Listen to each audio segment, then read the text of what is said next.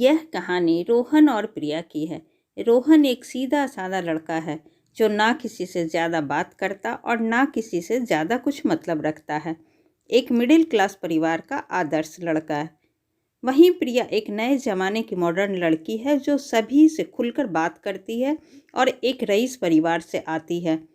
ना वह किसी से बात करने में झिझकती है और ना ही किसी से डरती है।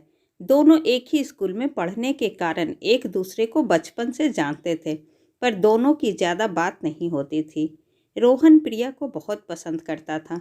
एक दिन उसने हिम्मत करके प्रिया से बात करने की कोशिश की और देखते ही देखते दोनों की गहरी दोस्ती हो गई। दोनों एक दूसरे के बहुत विपरीत थे, इसलिए दोनों को बहुत कम समय लगा और वह गहरे दोस्त बन गए। रोहित सीधा साधा जरूर था पर दिमाग का बहुत तेज था। प्रिया उसकी इसी इंटेलिजेंसी की फैन थी। रोहन और प्रिया को एक दूसरे से बहुत गहरा प्यार हो गया। दोनों दिन भर साथ रहते, बातें करते और घूमते फिरते। उन दोनों की बातें दोनों के परिवार तक पहुंच गई।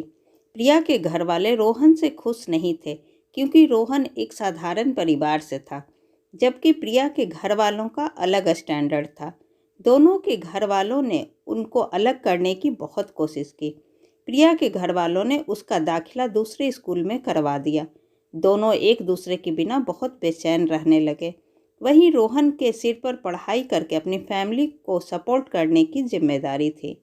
रोहन को कभी कभी अपने परिवार की स्थिति पर बहुत दुख होता था, पर वह अंदर से यह जानता था कि उसने प्यार करके कोई गलती नहीं की है। जब भी उसे वक्त मिलता वह प्रिया से मिलने जरूर जाता और उसको यह भी समझाता, अगर हम दोनों को पूरी जिंदगी साथ रहना है तो दोनों को बहुत मेहनत करनी पड़ेगी। हमको अपना वक्त खुद बदलना पड़ेगा।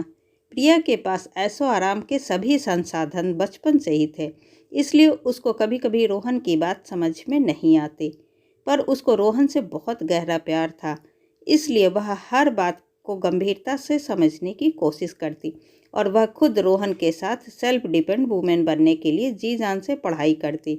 देखते देखते वक्त गुजरता गया और दोनों का प्यार बढ़ता गया।